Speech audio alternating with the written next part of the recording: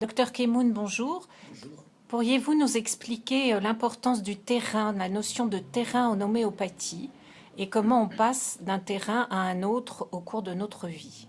Le fondateur de l'homéopathie, Samuel Hahnemann, s'était rendu compte rapidement que l'homéopathie avait ses limites.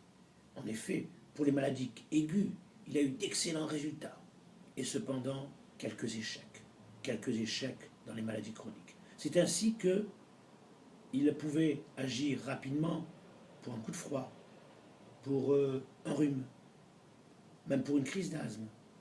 Et cependant, quand il s'agit d'une maladie ancrée depuis longtemps chez un individu, il a eu quelques échecs, ce qu'il a appelé les maladies chroniques. Il a alors noté une notion supplémentaire, une notion de terrain, une prédisposition une prédisposition à avoir une certaine pathologie, et cette pathologie va évoluer, et cette pathologie peut évoluer en fonction du mode réactionnel de l'individu dans sa totalité. C'est ainsi que l'homéopathie ne va pas soigner la douleur, mais le sujet qui souffre, ne va pas soigner uniquement la crise d'asthme, mais l'asthmatique. Et à ce moment-là, la notion de terrain a une importance capitale dans ces pathologies dites chroniques. La question depuis quand est une des plus importantes. Depuis quand un sujet a débuté une pathologie? Quels étaient les facteurs? Quel était le moment? Et plus une pathologie est ancienne, évidemment, plus cette dernière entre dans une forme de chronicité. C'est ainsi que le sujet lui-même peut évoluer en fonction de son terrain. Au début, il élimine bien.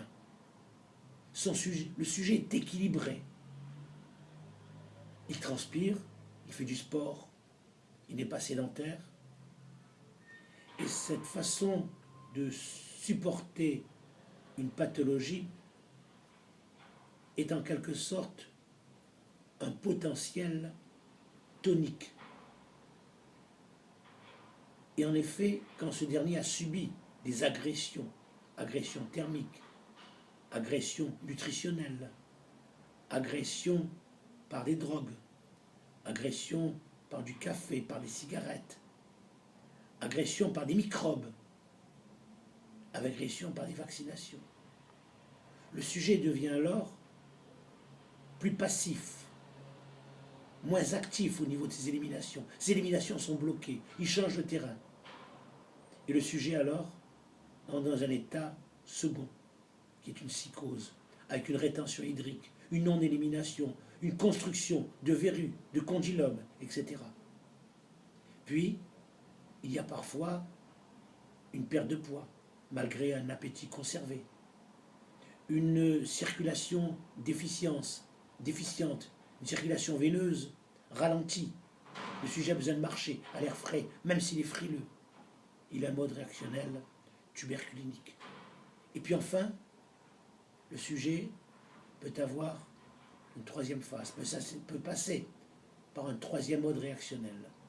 C'est la luèse, c'est la destruction, c'est l'ulcération, c'est une hypertension, alors que le sujet était souvent hypotendu avant.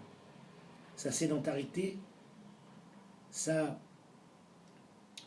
destruction petit à petit de ces organes, de ces cellules, vont provoquer une pathologie presque irréversible. C'est un mode réactionnel aggravé le soir, la nuit.